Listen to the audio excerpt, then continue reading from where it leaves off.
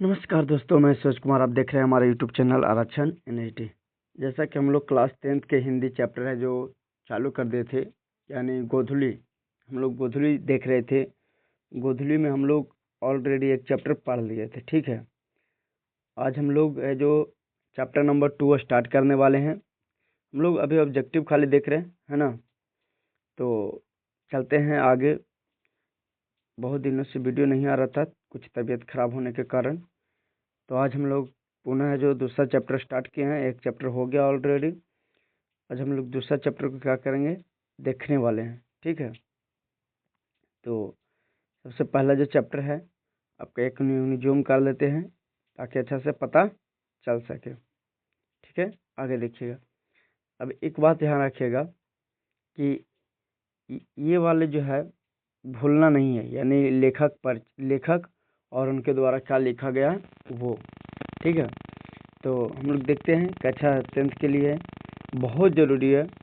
सबसे पहला है कि श्रम विभाजन एवं जाति प्रथा के लेखक कौन है? भीमराव अंबेडकर। और एक बात और याद रख लेना, इनकी विद्या जानता है। विद्या मतलब कि ऐसे कह सकते हैं कि इनके द्वारा ये जो है भीमराव अंबेडकर द्वारा जो श्रम विभाजन एवं जाति प्रथा है क्या है, विद्या में कैसा है, यानी निबंध है कि भाषण है या क्या है, उसी प्रकार से याद कर लेना, ठीक है। तो सबसे पहला कुछ बाबू आपका क्या है, श्रम विभाजन एवं जाति प्रथा। इनकी लेखक कौन है? भीमराव अंबेडकर जी हैं, ठीक है। दूसरी बात क्या है कि विष के दांत के लेखक कौन है?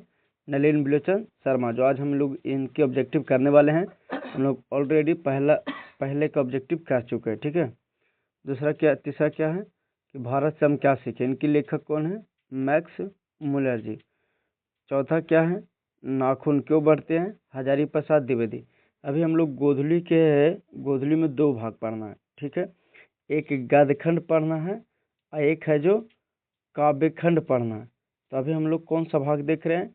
तो अभी हम लोग गद्यखंड वाला भाग देख रहे हैं, यानी गद्यखंड मतलब कहने का मतलब कहानी वाला भाग, ठीक है। अभी हम लोग काव्यखंड मतलब कविता वाला भाग बाद में देखेंगे। अभी हम लोग कहानी वाला चलते हैं, ठीक है। तो अगला क्या है, नागरी लिपि के लेखक कौन है? गुणाकर मूल्य जी। अगला छठा, बहादुर के अमरकांत। परंपरा का मूल्यांकन का रामविलास शर्मा जी हैं। आगे चलते हैं। अगला है कि जीत जीत मैं निरखत हूँ, बिरजू महाराज। अभिनयों का अशोक वाजपेयी। मछली का विनोद कुमार शुक्ल। ये VVI है, आपकी पूछ सकता है, ठीक है। नौबत खाने में इबादत, यतीन्द्र मिश्रा। शिक्षा और संस्कृति, महात्मा गांधी जी है, ठीक है। चलते हैं अगला, आप क्वेश्चन आंसर पर। तो ये जो है, ये 12 जो है बाबू, इसको याद रखना है। 12 के स्क्रीनशॉट ले लो, एक बार देख लेना, ठीक है। ये बस 1 मिनट में देखते चल जाना कि श्रम विभाजन के भीमराव अम्बेडकर, विष के दांत के नलिनी बिलोचन शर्मा, भारत से हम क्या सीखे, मैक्स मुलर, नाखून क्यों बढ़ते, हजारी प्रसाद द्विवेदी, नागरी लिपि, गुणाकर मूल्य, बहादुर, अमरकांत, परंपरा का मूल्यांकन, रामविलास शर्मा, जीत जीत मैं निरखत हूँ, पंडित बिरजू महाराज, अभिनयो अशोक वाजपेयी, मछली के विनोद कुमार शुक्ल, नौबत खाने में इबादत यतीन्द्र मिश्रा, और लास्ट है कुछ बाबुआ आपका, 1 मिनट इसको हटाओ, शिक्षा एवं संस्कृति, महात्मा गांधी जी, ठीक है। चलते हैं क्वेश्चन आंसर पर। हम लोग स्टार्ट करते हैं क्वेश्चन आंसर। तो क्वेश्चन नंबर 1 से है, हम लोग गद्यखंड के देख रहे हैं, यानी कहानी का पहला क्वेश्चन है। कहानी का नाम क्या है? विष के दांत। विष के दांत के लेखक कौन है? नलिन बिलोचन शर्मा जी हैं, ठीक है। तो कहता है कि किसके अनुसार सेनों ने सिद्धांतों में बदलाव कर लिया, यानी जो सेन साहब थे अपना जो सिद्धांत बनाए थे बच्चों के पालन पोषण के लिए, क्या है के लिए बदल लिए थे, कारण क्या था? तो वो है जो खोखा के अनुसार ही अपने है जो कुछ कर लिए थे, सिद्धांतों को बदल लिए थे। क्योंकि सब तो मानता था लेकिन खोखा नहीं मानता था, इसीलिए बी इज राइट आंसर है। अगला क्वेश्चन नंबर 2 को कह रहा है कि ऐसे ही लड़के आगे चलकर गुंडे, चोर, डाकू बनते हैं। यह पंक्ति किस कहानी की पात्र है? मतलब कि ये जो कहा गया था कि ऐसे लड़के को संभालो नहीं तो ऐसे ही लड़के आगे चल के डाकू चोर और गुंडे बनते हैं। ये किसने कहा था और कौन सा कहानी का था? तो यहाँ तो पूछा गया किस कहानी की पात्र है। तो पहला कुछ है सेन साहब की धर्म पत्नी की, गिरधर की, सेन साहब की, सोफर की। अब एक बात यहाँ ध्यान रखना, यहाँ जो क्वेश्चन उन्होंने मिस्टेक कर गया, पूछा कुछ गया कि ऐसे लड़के आगे चलकर गुंडे चोर और डाकू बनते हैं, यह किसने कहा था? तब इसकी जो है ये ऑप्शन सही होता है। यानी किसने कहा था? तो ये कहा थे सेन साहब ने, ऑप्शन नंबर सी हो जाता है। लेकिन अगर पूछा गया कि ऐसे ही लड़के आगे चल के गुंडे चोर और डाकू बनते हैं, ये किस कहानी से लिया गया है, तब ये कहानी हो जाता है कुछ बाबू 20 के दांत। कुछ हो जाता है 20 के दांत हो जाता है। यहाँ ये आंसर होना चाहिए। ठीक है, चलिए तो दोनों को बता दिए, दोनों तरह रूप से पूछा जाए तो कहेगा कि अगर कौन कहा था तब हो जाएगा सेन साहब, लेकिन किस कहानी में कहा गया था तो कौचिक में कहा जाएगा 20 के दांत में। अगला क्वेश्चन है क्वेश्चन नंबर 3 कि 20 के दांत के लेखक कौन है? ये तो सब जान रहा है, नलिन बिलोचन शर्मा जी। अगला क्वेश्चन है क्वेश्चन नंबर 4 कि 20 के दांत समाज के किस वर्ग की मानसिकता को उजागर करता है? तो किस वर्ग की मानसिकता को उजागर करता है बाबू? तो ये है जो उच्च वर्ग के मानसिकता को उजागर करता है। कौन सा वर्ग का? उच्च वर्ग का। अगला क्वेश्चन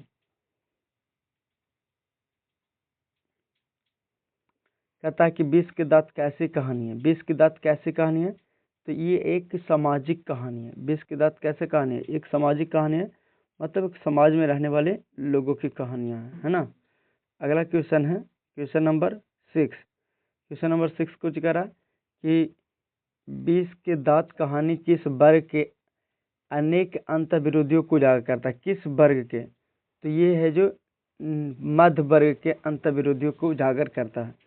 अगला क्वेश्चन है कि नलिन बिलोचन शर्मा जन्मजात कौन सी भाषा बोलते थे? यानी जन्म से कौन सा भाषा बोलते थे? तो भोजपुरी भाषा बोलते थे। कौन सा भाषा बोलते थे? भोजपुरी भाषा, क्योंकि बिहार के रहने वाले थे, है ना। चलो बताओ बिहार के कौन सा, ये आगे तो बताएंगे ही कि बिहार के कहाँ इनका जन्म हुआ था बिहार में। उन्हें और जूम करते हैं या चलो सही है। अगला क्वेश्चन कहते हैं, हम लोग फास्ट करेंगे, बहुत ज़्यादा टाइम नहीं लेंगे, 48 क्वेश्चन है, ज़्यादा नहीं है, ठीक है। कहते हैं नलिन बिलोचन शर्मा का जन्म कहाँ हुआ था? तो कहाँ हुआ था? तो पहले बताएं कि बिहार में हुआ था। बिहार में कौन पड़ता है? दिल्ली पड़ता है? नहीं। कोलकाता पड़ता है? नहीं। उत्तर प्रदेश पड़ता है? नहीं। कहाँ पड़ता है? पटना। तो पटना में इनका कुछ होती है, जन्म होती है। अगला क्वेश्चन अब पूछा जाता है कि जन्म कब हुआ? तो कब हुआ था? तो 1916 ईस्वी में। Option number Babu D is right answer. अगला क्वेश्चन है कि नलिन बिलोचन शर्मा जी का माता का नाम क्या था? तो बताओ माता का नाम क्या था? तो माता का नाम था रत्नावती शर्मा। क्या था? Ratnavati Sharma. Option number A is right answer. अगला क्वेश्चन है क्वेश्चन नंबर 10 कि लेखक ने एमए किस विश्वविद्यालय से किए थे? एमए की बात किया जाए तो एमए है जो इन्होंने है जो पटना विश्वविद्यालय से किए थे। किस विश्वविद्यालय से? पटना विश्वविद्यालय से। B is right answer. अगला क्वेश्चन है कि नलिन बिलोचन शर्मा जी का निधन कब हुआ था? मृत्यु कब हुआ था? तो 1961 ईस्वी में। पदोपरांत हुआ था बाबू, यानी किसी पद पर थे तब जो इनका कुछ हो गया था, निधन हो गया था। अगला क्वेश्चन कहते हैं कि आलोचना में से किस शैली की अपनाते हैं? यानी ये जो आलोचना करते हैं तो किस शैली को अपनाते हैं? तो ये है जो आधुनिक शैली को अपनाते हैं, ठीक है। अगला क्वेश्चन नंबर 13 कुछ कहा, आलोचना के अनुसार प्रयोगवाद के वास्तविक प्रारंभ किसकी कविताओं से हुआ है? तो यानी कहते हैं कि आलोचना के अनुसार प्रयोगवाद का वास्तविक प्रारंभ किसके आलोचना से हुआ है? तो ये नलिन बिलोचन शर्मा के। डी इज राइट आंसर है। अगला क्वेश्चन कहते हैं कि नलिन बिलोचन शर्मा के पिता का नाम क्या था? तो इनका पिता का नाम था Pandit Ramavatar Sharma. D is right answer. अगला क्वेश्चन है कि 20 के दांत कहानी किस वर्ग के अंतर्विरोधियों को उजागर करता है? तो ये मध्य वर्ग के अंतर्विरोधियों को उजागर करते हैं। अगला क्वेश्चन, सेन साहब की मोटर कार थी, मतलब कि कौन सी कंपनी की थी, तो स्ट्रीमल इंड कंपनी का था। ए इज राइट आंसर था। चलो तो बताओ तुम लोग ऑप्शन में यानी कमेंट में कि कितना रुपया के था, रुपया बताओ तुम लोग कि इनकी कार की दाम कितना था। अगला है कि सेन साहब की नई मोटर कार किस रंग की थी, तो ये थी काली रंग का। किस रंग का था बाबू, काली रंग का इनका मोटर कार था। अगला क्वेश्चन, सॉरी मिनट, ये कैसे भाग जाता है भाई। 18 नंबर क्वेश्चन है कि सेन साहब की कितनी बेटियां थी, तो ये थे 5। 5 बेटियां का नाम क्या था, रजनी, आरती, शेफाली और कौन थे बाबू, सीमा, आलो। अगला क्वेश्चन है किसके मोटर की चमक दमक से कोई खतरा नहीं थे, तो वो खोखा से, मदन से, पड़ोसी के बच्चों से या सेन साहब के पुत्रियों से। तो सेन साहब के पुत्रियों से कोई खतरा नहीं था, लेकिन खोखा से खतरा था। ठीक है, अगला क्वेश्चन कहता सेन साहब की पुत्रियों इनमें से एक थी, मतलब कौन थी, आरती थी, भारती थी, गायत्री थी या बंटी थी। तो आरती है जो इनकी बेटी है, बाकी सब तीनों कोई नहीं है। अगला क्वेश्चन है सेन साहब खोखा को क्या बनाना चाहते थे, तो खोखा को सेन साहब जो इंजीनियर बनाना चाहते थे। D is right answer. अगला क्वेश्चन है कि लोग सेन साहब को उनके बच्चे के लिए कौन सा पुस्तक, सॉरी, लोग सेन साहब के उनके बच्चे के लिए कौन सा विश्वविद्यालय यानी जो विद्यालय है उपयुक्त मानते थे, मतलब कि कौन सा अच्छा विद्यालय है जो मानते थे सेन साहब के बच्चों के लिए, तो वो थे किंडर गार्टन, यानी बी इज राइट आंसर। इन्होंने कहते थे कि अपने बच्चों को किंडर गार्टन नामक स्कूल में कुछ करा दीजिए, नामांकन करा दीजिए। अगला क्वेश्चन है क्वेश्चन नंबर 23, मदन के पिता का क्या नाम था, तो मदन का पिता का नाम था गिरधर लाल, यानी सी इज राइट आंसर।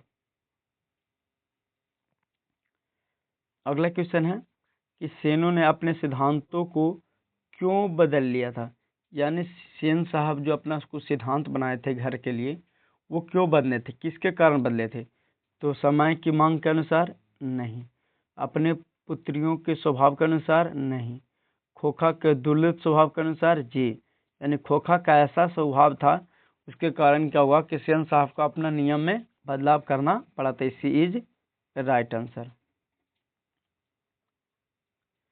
कहता है कि दुर्लित का शब्दार्थ है, दुर्लित मतलब कि दुर्लित किस अर्थ क्या होता है, मतलब जो दुर्लित है यानी जो इसका अर्थ क्या होता है, दुलारा होता है, सुशील होता है, उदंड होता है या लाड़ प्यार से बिगड़ा हुआ होता है। तो लाड़ प्यार से बिगड़ा हुआ यानी दुर्लित उसको कहते हैं जिसको बहुत ज़्यादा मान सम्मान मिल जाता है तो वो व्यक्ति को जो होता है बिगड़ जाता है।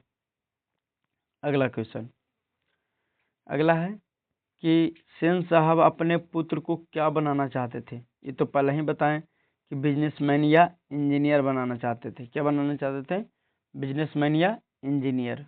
अगला क्वेश्चन कहते हैं नलिन बिलोचन शर्मा की स्कूल की पढ़ाई कहाँ हुई थी, मतलब नलिन बिलोचन शर्मा जो स्कूल में पढ़ाई किए थे वो कौन सा स्कूल में किए थे, तो ये थे बाबू पटना के कॉलेजिएट स्कूल से। पटना के कौन सा स्कूल से, तो पटना के कॉलेजिएट स्कूल से है जो पढ़ाई किए थे, यानी डी इज राइट आंसर। अगर वीडियो अच्छा लग रहा है तो लाइक कीजिए, चैनल को सब्सक्राइब कीजिए। हम लोग बहुत कम समय में 27 क्वेश्चन पहुंचा दिए। हम लोग का एक उद्देश्य है फास्ट करना, टाइम व्यर्थ नहीं करना। तो अगर अच्छा लग रहा है तो लाइक कीजिएगा, शेयर कीजिएगा। और बहुत दिनों के बाद वीडियो आ रहा है, कोई दिक्कत नहीं है, तबीयत खराब था इसलिए अब कंटिन्यू वीडियो आएगा, हर दिन एक वीडियो मिलेगा। और कुछ मौसम प्रॉब्लम है इसके कारण है जो दिक्कतें होती हैं। अगला क्वेश्चन है मदन ने कासू को कितने दांत तोड़े थे, ये तो VVI बाबू ये आपकी पूछ सकता है। तो कितने दांत तोड़े थे, 2 दांत। ठीक है, कितने दांत, 2 दांत। अगला क्वेश्चन कहता है खोखा किसको कहते हैं, खोखा किसको कहते हैं, किसू को, कुसु को, कासू को या कंसू को। तो किसको कहते हैं बाबू, तो ये कहते हैं कासू को, याद रखना। ठीक है, किसको कहते हैं, कासू को ही खोखा कहा जाता है। अगला क्वेश्चन कहता है 20 के दांत कहानी की गई है संत परंपरागत की ओर सहित 20 के दांत तथा अन्य कहानियों संग्रह से। मतलब कहाँ से ली गई है, ई लिखता, कहाँ से ली गई है, ली गई है, ठीक है। तो कहाँ से लिए गए, तो 20 के दांत तथा अन्य कहानी संग्रह से, यानी बी इज राइट आंसर। अगला कहानी है, अगला क्वेश्चन, सेन साहब का मित्र क्या था? डॉक्टर था, वकील था, पत्रकार था, शिक्षक थे। तो सेन साहब के मित्र पत्रकार थे, she is right answer. Girdhar Lal किस वर्ग का प्रतिनिधित्व करता? मतलब जो गिरधर लाल था वो किस वर्ग का था? तो वो निम्न मध्य वर्ग, निम्न वर्ग का था, मतलब एक नौकर चौकर था, तो यानी सी इज राइट आंसर। अगला क्वेश्चन, कहता है गिरधर लाल कौन था? गिरधर लाल मदन के पिता था, बी इज राइट आंसर। कहता है कि सेन साहब के बेटे यानी खोखा जिसको कहते हैं, तो सेन साहब के बेटा का क्या नाम था? सेन साहब के बेटा का नाम कासू था, ये इज राइट आंसर। अगर यही गिरधर के बेटा का कहता तो मदन नाम रहता, ठीक है। अगला क्वेश्चन, मदन की उम्र क्या था? हाँ, मदन की उम्र की बात किया जाए तो मदन की उम्र था 5 से 6 वर्ष, 5 से 6 वर्ष, ठीक है। तो ए इज राइट आंसर। अगर यही पूछ लेता कि कासू की उम्र कितना था, तो कासू की उम्र खाली 5 वर्ष हो जाता है, ठीक है। अगला कहता कि कासू मदन के साथ किस खेल के लिए शारीक होना चाहता था? मतलब है जो कासू है जो मदन के कौन सा खेल खेलने के लिए मिलना चाहता था जिसके कारण मारा था? तो वो था लट्टू का खेल। कौन सा खेल? लट्टू का खेल, यानी डी इज राइट आंसर। क्योंकि लट्टू न चलने के लिए दोनों में हुआ था भाई, ये दांतवा तोड़ा था। कहता कि दृष्टिकोण किसकी रचना है? तो दृष्टिकोण है रचना नलिनी शर्मा का, बी इज राइट आंसर। अब ज़्यादा क्वेश्चन है, मात्र 10-11 को होगा, तो हम लोग 2-3 मिनट में कर लेंगे। लड़कियां क्या है, कठपुतलियां हैं, किस इस बात है, इसे किस बात का गर्व है? यानी सॉरी, लड़कियां क्या है, कठपुतलियां हैं, किसे इस बात का गर्व है? मतलब कि इस बात के लिए कि कौन गर्व करता था? तो माता पिता गर्व करते थे, D is right answer. Motor car को किससे खतरा था? तो मोटर कार का खतरा तो कासू से था, किसू नहीं, कासू, ठीक है, कासू का था, कासू से। चलो अच्छा ठीक है, एक मिनट, कासू से था, किसू हाँ, तो ये तो नहीं होगा, मदन से भी नहीं, खोखा से, हाँ तो खोखा हम कह सकते हैं, यानी सी इज राइट आंसर। खोखा को ही हम लोग कासू कहते हैं, ठीक है। अगला क्वेश्चन,